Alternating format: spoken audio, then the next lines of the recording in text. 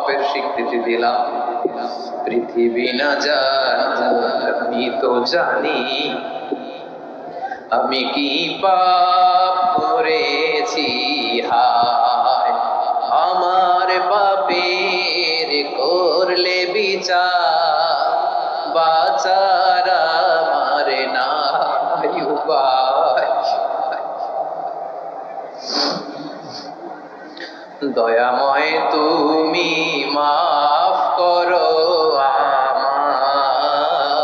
আমায়, মাফ করো। আল্লাহ তাআলা যদি দয়া করে আমাদেরকে মাফ না করে, আমাদের বাঁচার কোনো উপায় নাই। আপনি কি ভেবেছেন আপনার নামাজ দিয়ে আপনি জান্নাতে যাবেন?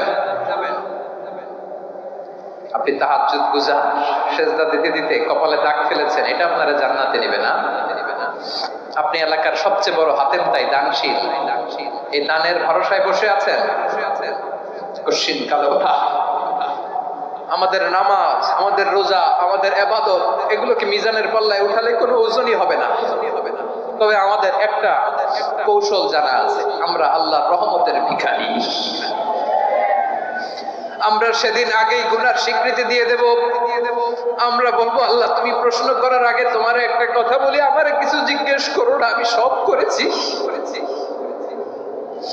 এমন কোন পাপ নাই যে পাপ আমারে দিয়ে হয় নাই। তোমার রহমত দিয়ে তুমি জান্নাতে পাঠাবা, তোমার দয়ায় জান্নাতে যেতে চাই, আমল দিয়ে না। পারবেন বলতে? কিয়ামতের দিন আমরা বলবো, আল্লাহ আমার আমল দিয়ে জান্নাত চাই না, আমি তোমার দয়া দিয়ে জান্নাত চাই। তোমার দয়া ছাড়া আমার কোনো উপায় নাই। কারণ আল্লাহ যদি বিচার করে, বাঁচার কারো উপায় নাই। আল্লাহ যদি বলে ফেলেন তুই এটা করলি কেন, ওখানে গেলি কেন, কোরআনে 1000 বার নিষেধ করলাম তারপরেও এই পাপে জড়ালি কেন, এরকম প্রশ্ন ছুড়ে দিলে আমার উত্তর আছে? বাঁচার কোনো উপায় আছে? রোজ হাসরে হে আল্লাহ আমার করোনা বিচার, আল্লাহ করোনা বিচার। বিচার চাই না তো দয়া চাই, এ গুনাহগার করোনা বিচার। আপনার আমল দিয়ে জান্নাতে যাবেন? কি দিয়ে যাবেন? আল্লাহর দয়া দিয়ে। আল্লাহর রহম আর দয়া ছাড়া কেউ জান্নাতের চেহারাও দেখতে পাবে না। আজকে আমরা যে টপিকটা নিয়ে আলোচনা করব সেটা হচ্ছে আমরা যে জীবনে বিপদে পড়ি, আমরা বিপদে পড়লে আমাদেরকে উদ্ধার করে কে? আল্লাহ ছাড়া আমাদের বাঁচানোর কেউ আছে? উদ্ধার করার কেউ আছে? রক্ষা করার কেউ আছে? এজন্য বিপদে পড়লে আমরা চাইবো কার কাছে? আমাদের যাই দরকার হোক আমরা ফরিয়াদ করব কার কাছে? নাকি মাজারে যেয়ে চাবেন? মাজারে যেয়ে চাবেন? অনেকে তো মাজারে যেয়ে কপাল ঘষে, আছে না নাই? মাজারে যেয়ে সন্তান চায়, আছে? এই এলাকায় নাই, এলাকার লোকদের আকীদা খালেস আমি জানি। মাজারে যেয়ে কপাল ঘষে আর সন্তান চায়। আচ্ছা, মাজারে গেলে সন্তান পাওয়া যায়? আচ্ছা, মাজারে না গেলে যদি বাচ্চা না হতো, গরু ছাগলের যে বাচ্চা হয় ওরা কোন মাজারে মানত করে বলেন? কথা কি বুঝতেছেন? এই যে প্রতি বছর গরু ছাগল ভেড়া এগুলো যে বাচ্চা দেয়, এরা কোন মাজারে যে মানত করে? এজন্য চাইতে হবে একজনের কাছে, তিনি কে? আমার প্রিয় পটুয়াখালীবাসী, মাজার জিয়ারত করা সুন্নাহ। আমরা মাজার জিয়ারত করব, আল্লাহ ওয়ালাদের কবরে যাব, আমরা সেখানে যে সালাম দিব, দোয়া করব, নিজের জন্য করব, কবরে শুয়ে থাকা মাইয়েতের জন্য করব, পুরো মুসলিম উম্মার জন্য করব। কিন্তু কবরে যিনি শুয়ে আছে ওই বাবার কাছে সন্তান চাওয়া যাবে? চাকরি চাওয়া যাবে? সফলতা চাওয়া যাবে? সফলতা দেয় কে? সবাই বলেন নাই, আওয়াজ করে বলেন, সফলতা দেওয়ার মালিক কে? এক কথাই রব্বুল আলামিন বলেন, ওয়া ইয়ামসাসকাল্লাহু বিদুররিন ফালা কাশিফা লাহু ইল্লা হু ওয়া ইয়ুরিদকা বিখাইরিন ফালা রাদ্দা লিফাদলি ইউসিবু বিহি মান ইয়াশাউ মিন ইবাদিহি ওয়া হুয়াল গফুরুর রহিম। আল্লাহু আকবার। আল্লাহ বললেন ওয়া ইয়ামসাসকাল্লাহু বিদুররিন ফালা কাশিফা লাহু ইল্লা হু। আল্লাহ যদি তোমাকে কোনো বিপদ স্পর্শ করায়, আল্লাহ যদি তোমারে কোনো বিপদে ফেলে দেয়, ওই বিপদ থেকে উদ্ধার করার তিনি ছাড়া আর কেউ নাই। জোরে বলেন ঠিক কিনা? তিনি যদি কোনো বিপদে ফেলেন, তিনি ছাড়া বিপদ থেকে উদ্ধার করার কেউ নাই। আর তিনি যদি তোমার প্রতি কোনো অনুগ্রহ করতে চান, ওই অনুগ্রহ ঠেকিয়ে দেওয়ার ক্ষমতাও কারো নাই। আল্লাহ যদি আপনার সফলতা দিতে চায়, পৃথিবীর কোন শক্তি ওই সফলতাকে থামাতে পারে? এজন্য আল্লাহ বললেন খবরদার, চিন্তার আকীদা খালিস করে নাও। ওয়া ইয়ামসাসকাল্লাহু বিদুররিন ফালা কাশিফা লাহু ইল্লা হু। আল্লাহ বিপদে ফেললে বিপদ থেকে উদ্ধার করার কেউ থাকে না। আর আল্লাহ যদি তোমার প্রতি দয়া দেখাতে চান, অনুগ্রহ করতে চান, ওই অনুগ্রহকে প্রতিরোধ করার মতো ক্ষমতা কারো নাই। তিনি তার বান্দাদের মধ্য থেকে যাকে ইচ্ছা তাকে দেন, যত ইচ্ছা তত দেন। তিনি ক্ষমাশীল, তিনি মেহেরবান। সুবহানাল্লাহ। তিনি ক্ষমাশীল, তিনি মেহেরবান। তাহলে এই আয়াত থেকে আমরা বুঝতে পারলাম, আমরা যদি বিপদে পড়ি আমাদেরকে কেউ বাঁচাতে পারে না। আমার বাবা আমারে বাঁচাতে পারে? হ্যাঁ? আমার মা আমাকে বাঁচাতে পারে? আমার বন্ধু আমারে বাঁচাতে পারে? আমার দলের কর্মী আমাকে বাঁচাতে পারে? আমার পীর সাহেব আমারে বাঁচাতে পারে? আমার পটুয়াখালীর ভাইয়েরা খেয়াল রাখবেন, বাঁচাতে পারে এক মহান সত্তা, উদ্ধার করতে পারে এক মহান সত্তা। চিৎকার করে বলুন, তিনি কে? আবার আল্লাহ বললেন আম্মাই ইউজিবুল মুফতাররা ইযা দাআহু ওয়া ইয়াকশিফুস সুআ ওয়া ইয়াজআলুকুম খুলাফাআল আরদ আইলাহুম মা'আল্লাহ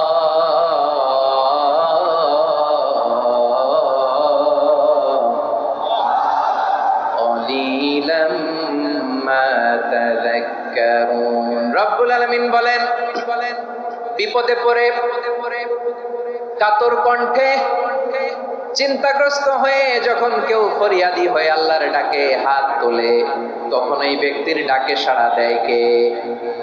সবাই বলুন।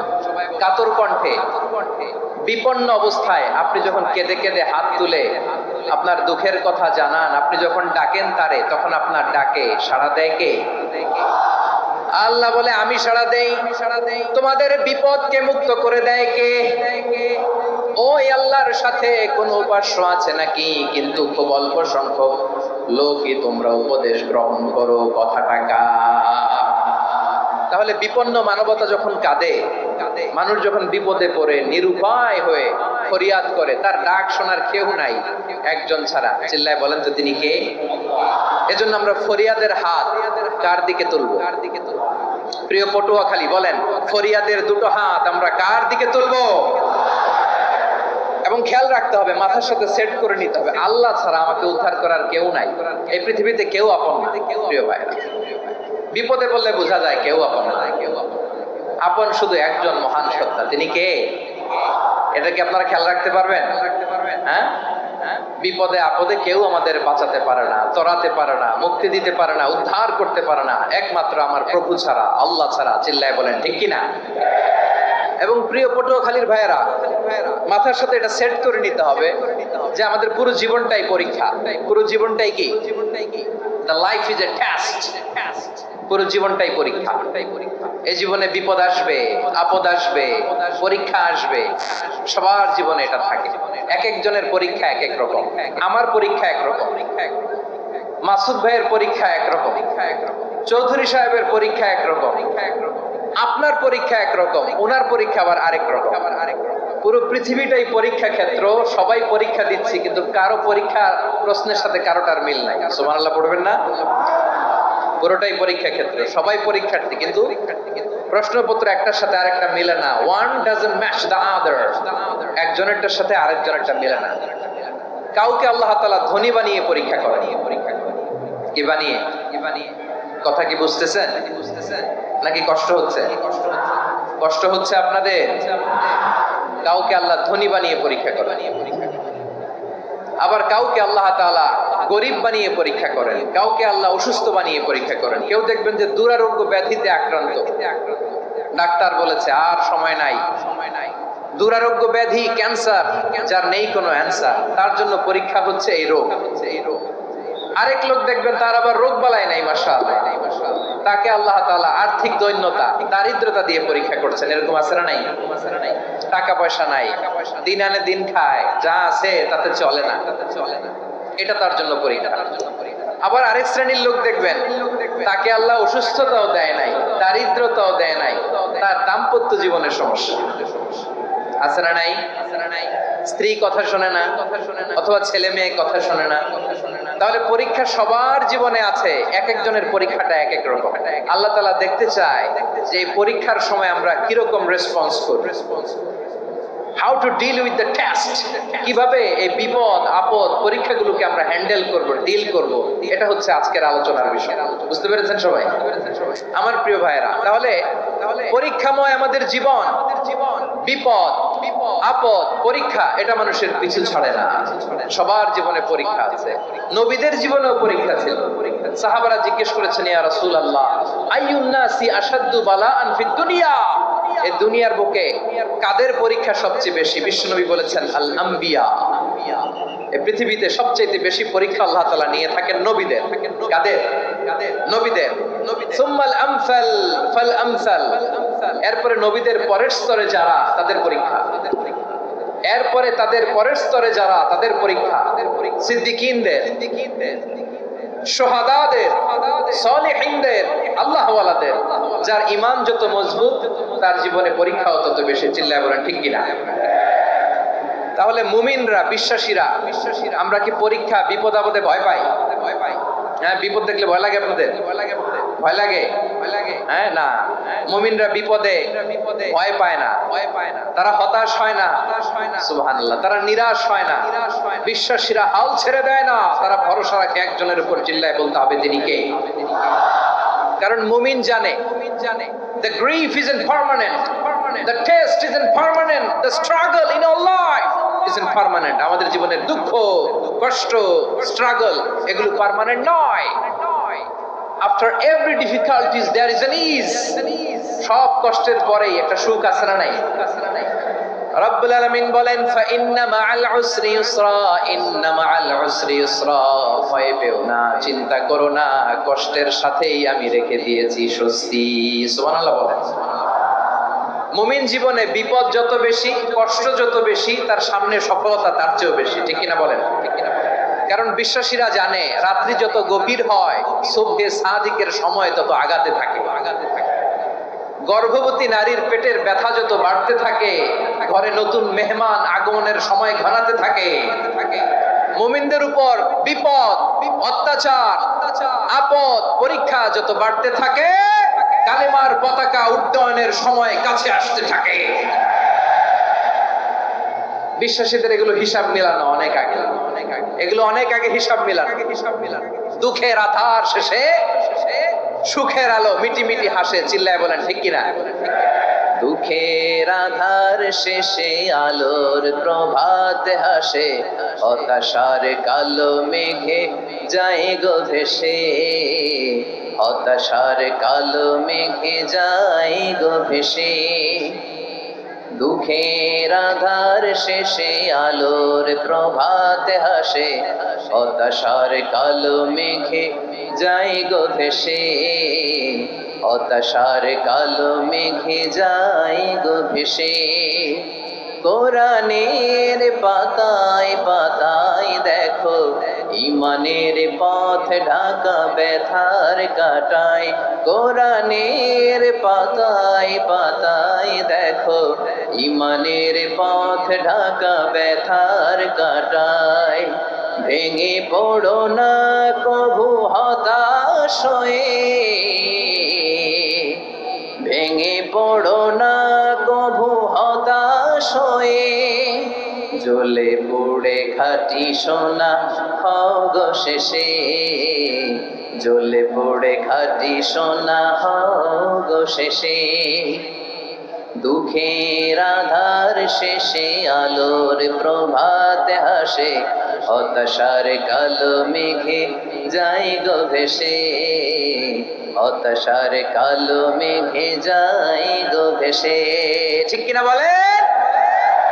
দুঃখ যত বেশি, পরীক্ষা যত বেশি, কষ্ট যত বেশি, সুখের সময় তত কাছাকাছি চিল্লায় বলতে হবে ঠিক কিনা। এজন্য মুমিন জীবনে পরীক্ষা বেশি, মুমিনদের হতাশা নাই। মুমিনরা নিরাশ হয় না, হতাশ হয় কাফিররা। মুমিনরা কখনো হাল ছেড়ে দেয় না, মুমিনরা ভরসা রাখে একজনের উপর, তিনি কে। তাহলে আমার প্রিয় পটুয়াখালীবাসী, বিপদ থাকবে, পরীক্ষা থাকবে, এই বিপদ থেকে আমাদেরকে উদ্ধার করবেন একজন, তিনি কে? আমরা শুধু আল্লাহর উপরই ভরসা রাখবো। রাজি আছেন তো? চাইবো একজন সত্তার কাছে, আওয়াজ করে বলুন তিনি কে? একজন সত্তার কাছে চাইবে। বিশ্বনবী ওনার চাচাতো ভাই আব্দুল্লাহ ইবনে আব্বাস রাদিয়াল্লাহু তাআলা আনহুকে বললেন, ইয়া আব্দুল্লাহ ইবনে আব্বাস, হে আব্দুল্লাহ ইবনে আব্বাস, ইযা সাআলতা ফাসআলিল্লাহ, যখন চাইবে আল্লাহর কাছে যাও। ও আব্দুল্লাহ, যখন চাইবা আল্লাহর কাছে চাও। ওয়া ইযা ইসতাআনতা ফাসতাইন বিল্লাহ, যখন সাহায্য চাইবা আল্লাহর কাছে ফরিয়াদ করো। জেনে রেখো আব্দুল্লাহ, ওয়া'লাম আন্নাল উম্মাতা লাউ ইজতামাআত আলা আন ইয়ানফাউকা বিশাইইন লাম ইয়ানফাউকা ইল্লা বিশাইইন ক্বাদ কাতাবাহু আল্লাহু লাক। ও আব্দুল্লাহ, জেনে রেখো, মনে রেখো, গোটা বিশ্বের সবাই মিলে যদি তোমার উপকার করতে চায় ততটুকুই তারা করতে পারবে যতটুকু আল্লাহ তোমার নসিবে সেটা লিখে রেখেছে। ঠিক কিনা বলেন? আর যদি গোটা বিশ্বের সবাই মিলে তোমার বিরুদ্ধে কনস্পাইরেসি করে, ষড়যন্ত্র করে, গোটা বিশ্বের সবাই মিলেও যদি তোমার ক্ষতি করতে চায় ততটুকুই শুধু পারবে যেটা আল্লাহ তোমার জন্য বরাদ্দ রেখেছে। যতটুকু আল্লাহ তাআলা তোমার জন্য বরাদ্দ রেখেছে অতটুকুই ক্ষতি করতে পারবে, আর এক চুল বেশিও করতে পারবে না, কমও করতে পারবে না। চিল্লায় বলেন ঠিক কিনা। এজন্য আমরা চাইবো কার কাছে? সবাই বলেন নাই, সবাই বলেন নাই, আওয়াজ করে বলেন কার কাছে? সব সময় আমরা আল্লাহর কাছে চাইবো, বিপদে আপদে, সুখে দুঃখে, সচ্ছল অবস্থায় অসচ্ছল অবস্থায়, পরাজয়ের সময় বিজয়ের সময়, সব সময় আমরা ভরসা রাখবো কার উপর? সবাই বলুন। একদল লোক আছে যারা বিপদে পড়লে আল্লাহরে ডাকে। আছে না নাই? পটুয়াখালীতে মাশাআল্লাহ নাই। বিপদ আসলে আল্লাহরে ডাকে, বিপদ নাই আল্লাহ নাই। বিপদে পড়লে নামাজ পড়ে, বিপদও নাই নামাজও নাই। বিপদে পড়লে জিকির করে, বিপদ যখন চলে যায় ওদের জিকিরও বন্ধ হয়ে যায়। এরকম আছে না নাই? কিছু লোক দেখবেন পরীক্ষা আসলে নামাজ পড়ে। আছে আছে জেনজি, আওয়াজ করো, এরকম আছে? এই কমন পড়ে গেছে, কমন পড়ছে। দেখবেন পরীক্ষার সময় নামাজ পড়ে, পরীক্ষাও নাই নামাজও আছে। এরকম কিছু লোক আছে অসুস্থ হলে আল্লাহরে বড্ড ভালোবাসে, আল্লাহরে খুব ডাকে। অসুস্থ হইলে, অসুস্থতাও নাই, আল্লাহর স্মরণও নাই। দেখবেন কিছু লোক নির্বাচন আসলে খুব আল্লাহওয়ালা হয়ে যায়। তখন দেখবেন মাথার মধ্যে হেজাব লাগায়, পাঞ্জাবি লাগায়, আল্লাহ আল্লাহ হয়ে যায়। নির্বাচনও নাই, এরপরে আল্লাহর কথাও নাই। আছে না নাই? না, এরকম হওয়া যাবে। সব সময় আমরা আল্লাহরে ডাকবো, বিপদে আপদে সব সময় ভরসা রাখবো আমরা একজনের উপর। আওয়াজ করে বলেন তিনি কে? এ কথাই আল্লাহ তাআলা আমাদের চোখে আঙ্গুল দিয়ে জানিয়ে দিলেন, ফাইদা রাকিবু ফিল ফুলকি দা'আবুল্লাহ মুখলিসিনা লাহুদ্দিন ফালাম্মা নাজ্জাহুম ইলাল বাররি ইযা হুম ইউশরিকুন। আল্লাহ বলে একদল লোক আছে, তারা যখন নৌযানে চড়ে, জলযানে চড়ে, সাগরের মধ্যে যখন জাহাজে চড়ে, লঞ্চে চড়ে, তারা যখন তুফানের সম্মুখীন হয় তখন তারা আল্লাহরে বড্ড বেশি ডাকে, একান্ত ভাবে ডাকে, বিশুদ্ধ চিত্তে ডাকে। আবার তুফান থেকে তাদেরকে সেফ জোনে নিয়ে, নিরাপদ জোনে নিয়ে যখন বন্দরে আমি আল্লাহ তাদেরকে ফিরিয়ে দেই, ওই লোকগুলো আবার আমি আল্লাহর সাথে শিরিক করে। এরকম আছে না নাই? জাহাজে উঠছে, সাগরের মাঝখানে তুফান, ওই সময় দেখবেন আল্লাহ কারে কয়। এই কথা তো আপনাদেরকে বোঝানো সহজ, আপনারা তো নদীর দেশের মানুষ। লঞ্চে চড়েন নাই কারা কারা? দেখি, লঞ্চে চড়ছেন? হ্যাঁ, লঞ্চ লঞ্চে চড়ে নাই এরকম একজনও নাই এখানে। আচ্ছা লঞ্চে উঠছেন কে কে দেখি? মাশাআল্লাহ মাশাআল্লাহ মাশাআল্লাহ।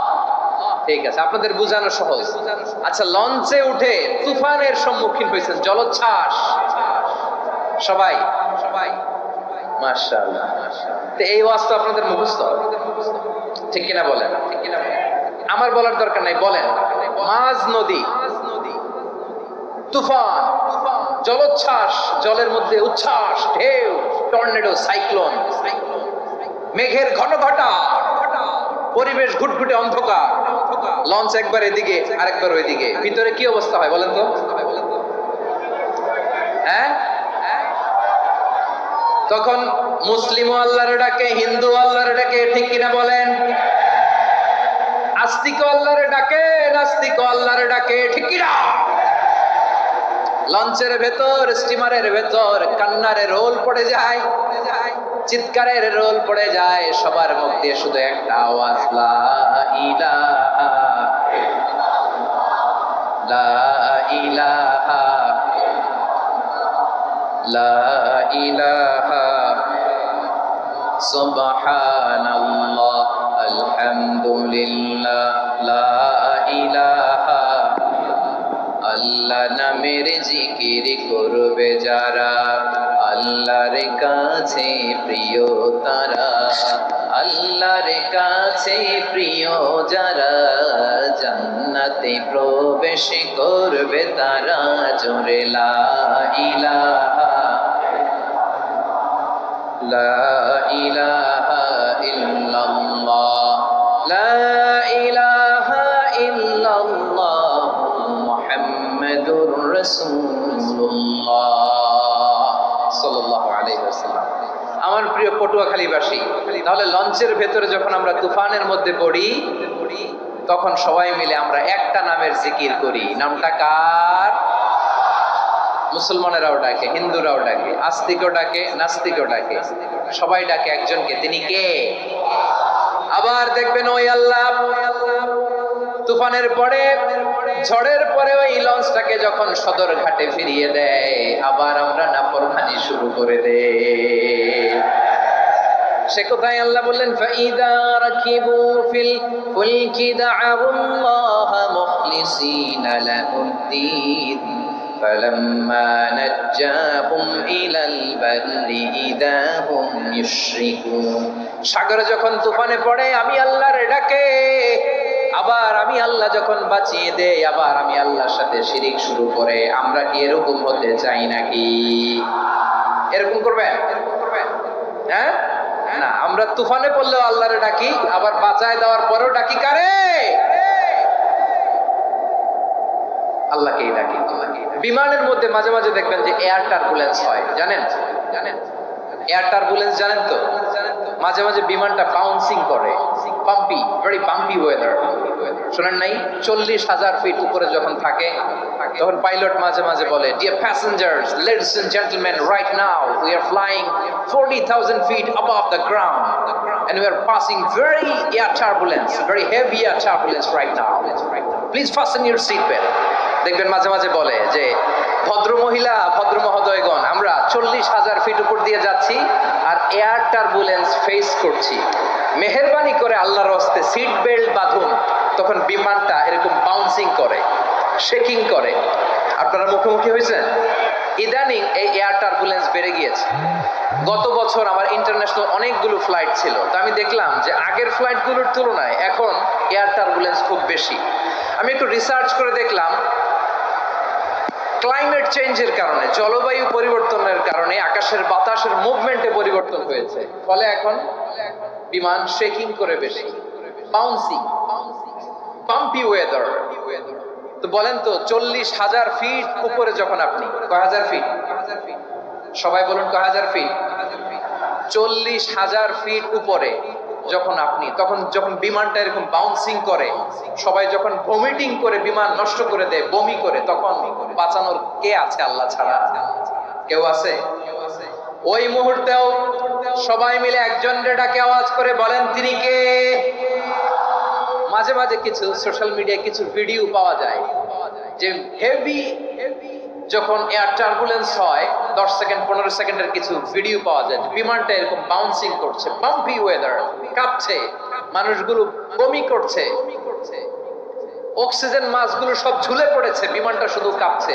তখন দেখবেন বিমানের ভেতরেও এরকম লঞ্চের মতো চিৎকার আছে না নাই? বিমানের ভেতরেও তখন চিৎকার। গত বছর হিথ্রো এয়ারপোর্ট থেকে সিঙ্গাপুর এয়ারলাইন্সের একটা ফ্লাইট হিথ্রো টু চাঙ্গি একটা ফ্লাইটে এমন বেশি এয়ার টার্বুলেন্সের শিকার হয়েছিল ওই এয়ারক্রাফটটা, 33 জন যাত্রী সেখানে আহত হয়েছে, একজন যাত্রী নিহত হয়েছে। কেবিন ক্রুজ, এয়ার হোস্টেস যারা আছে, একজনের নাক ফেটে, চোখ ফেটে, কপাল ফেটে, ব্লিডিং হয়ে শয়লা। প্রিয় ভাইরা, ওই 40,000 ফিট উপরে বিমানটা যখন কাঁপবে, তখন আমাদেরকে আল্লাহ ছাড়া আর কেউ বাঁচানোর আছে? এত আসতে বললে হবে? ওই কঠিন মুহূর্তে আমার বাবা আমারে বাঁচাতে পারে, আমার বন্ধু আমারে বাঁচাতে পারে। এই গ্রাউন্ডে, জমিনের বুকে আমার প্রোটোকল, আমার ক্ষমতা, আমার দাম্ভিকতা কোনো কিছু আমারে বাঁচাতে পারে? একজন ছাড়া। চিল্লায় বলতে হবে, তিনি কে? সে আল্লাহ বললেন, গোলাম আমি বিপদের সময় ঠিকই তোমাদের বাঁচিয়ে দেই। ওই বিমানের ভেতরে 40,000 ফিট উপরে যখন তোমরা এয়ার টার্বুলেন্সের শিকার হও, তখন নাস্তিকও আল্লাহরে ডাকে, হিন্দু আল্লাহরে ডাকে। জোরে বলেন ঠিক কিনা? আবার বিমানটা যখন শান্ত হয়ে যায়, একটু পরেই বিমানের স্ক্রিনের মধ্যে হিন্দি সিনেমা খোঁজে। বিমানের স্ক্রিনে কিন্তু বিশাল ওখানে আফলাম ফিল্মের একেবারে বোঝাই করা। বিমানটা শান্ত হলে আবার হিন্দি সিনেমা দেখা শুরু করে। একটু আগে ডাকছিল কারে? কারে? দেখবেন বাংলাদেশে আমাদের ক্রিকেটাররা যখন অন্য কোনো দেশের সাথে খেলে, অনেক সময় এমন হয়, বল বাকি একটা, রান দরকার 6টা। বল বাকি কয়টা? পটুয়াখালী বোঝে নাই বোধহয়। বল বাকি কয়টা? রান দরকার। আপনি দেখবেন ক্যামেরাম্যান তখন গ্যালারিতে খালি দেখায় দর্শকদের যে কি অস্থিরতা। হিপ হপ স্টাইলের মেয়েটা, যে মেয়েটার ওড়না এতক্ষণ ছিল গলায়, এতক্ষণ কই ছিল, ওই মেয়েটা দেখবেন ওড়নাটা টেনে মাথায় দিয়ে এরকম মুনাজাত ধরতেছে, আল্লাহ আল্লাহ, একটা সক্কা, আল্লাহ আল্লাহ, আমার লাল সবুজের পতাকারে তুমি অপমানিত কইরো না আল্লাহ, ইন্ডিয়ার সাথে আমাদের খেলা আল্লাহ আল্লাহ, একটা সক্কা, একটা। পুরো খেলা জুড়ে এই মেয়ের ওড়না ছিল গলায়, কিন্তু যখন 1 বলে 6 রান দরকার, ওড়না চলে আসছে কোথায়?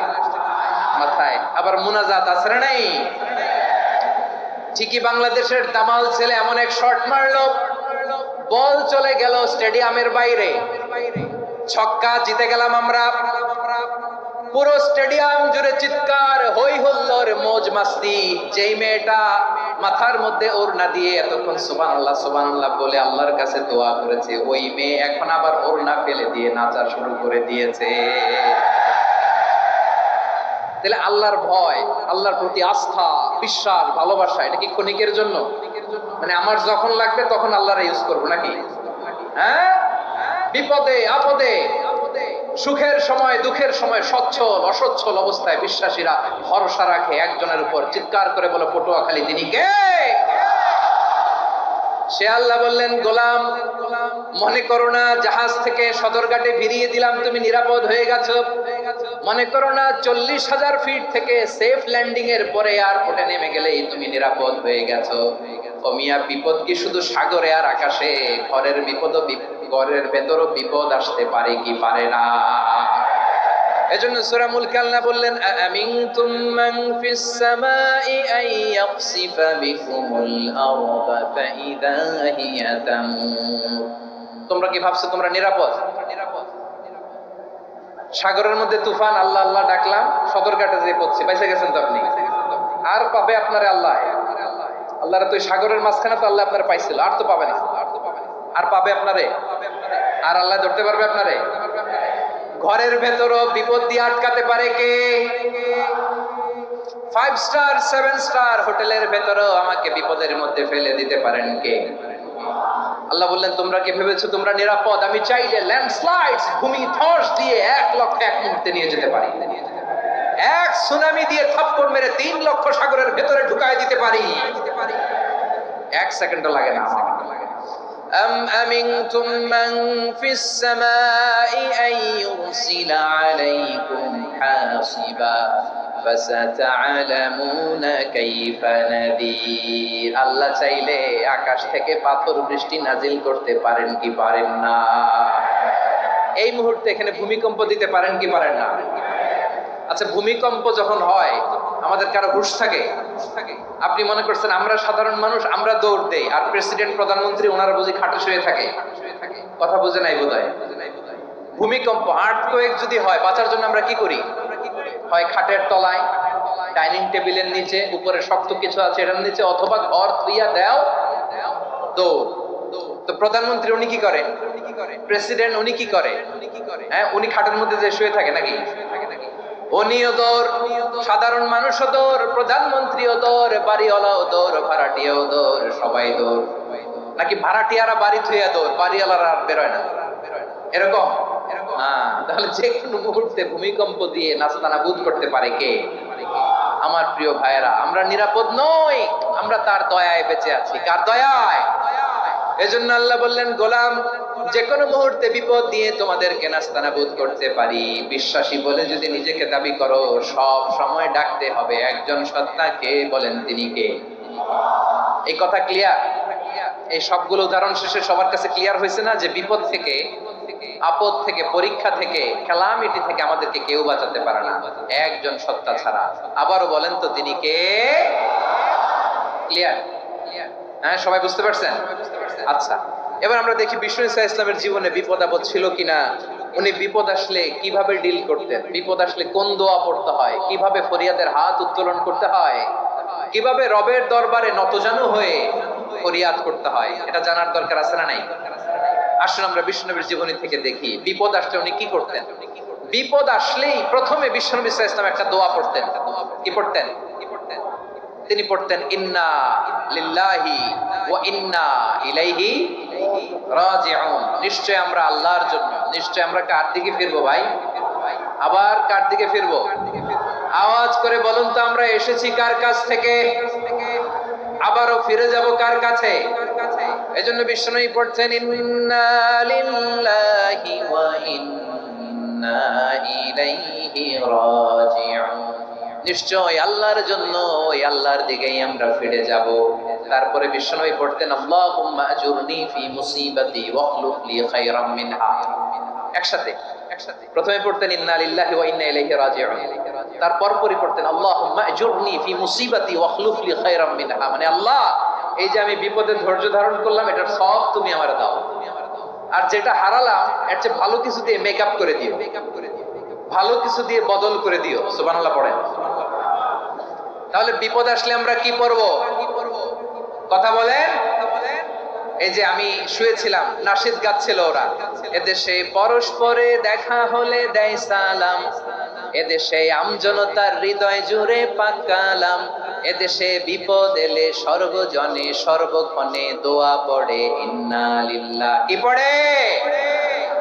সুবহানাল্লাহ সুবহানাল্লাহ সুবহানাল্লাহ সুবহানাল্লাহ। এদেশে আজান শুনে সূর্য ওঠে শহর গ্রামে, এদেশে আজান শুনে সূর্য ডুবে সন্ধ্যা নামে, এদেশে সকল কাজে সবাই বলে বিসমিল্লাহ, এদেশে ভালো কিছু দেখে শুনে হাসি মুখে সবাই বলে মাশাআল্লাহ। সুবহানাল্লাহ পড়ে। তাহলে বিপদ এলে আমরা কি পড়ি? কথা বুঝলে সবাই উত্তর দিতে হবে। বিপদ এলে কি পড়ি? তাহলে বিপদ এলেই আমরা এখন থেকে ইন্না লিল্লাহ পড়বো, নাকি হাই হুতাশ করবেন? একদল আছে হাই হুতাশ করে, হায় আল্লাহ রে মোর কি হইল রে, মই কি হরমু রে, মই কমবে জামু রে, আছে না নাই? এরকম বিলাপ করতে নিষেধ করেছেন বিশ্বনবী। কি করব, কই যাব, কি হবে, হায় হায়, এরকম হাহুতাশ আছে না নাই? বিশ্বাসীরা হাহুতাশ করে না, তারা ইন্না লিল্লাহ পড়ে। কি পড়ে? মনে থাকবে? আমরা পড়বো ইন্না লিল্লাহি ওয়া ইন্না ইলাইহি রাজিউন। নিশ্চয়ই আমরা আল্লাহর জন্য, আমরা আল্লাহর দিকেই ফিরে যাব। এরপর পড়বো আল্লাহুম্মা আজুরনি ফি মুসিবাতি ওয়াখলুফ লি খায়রাম মিনহা। আল্লাহ, আমি যে বিপদে ধৈর্য ধারণ করলাম এটার সওয়াব দিও, আর যা হারালাম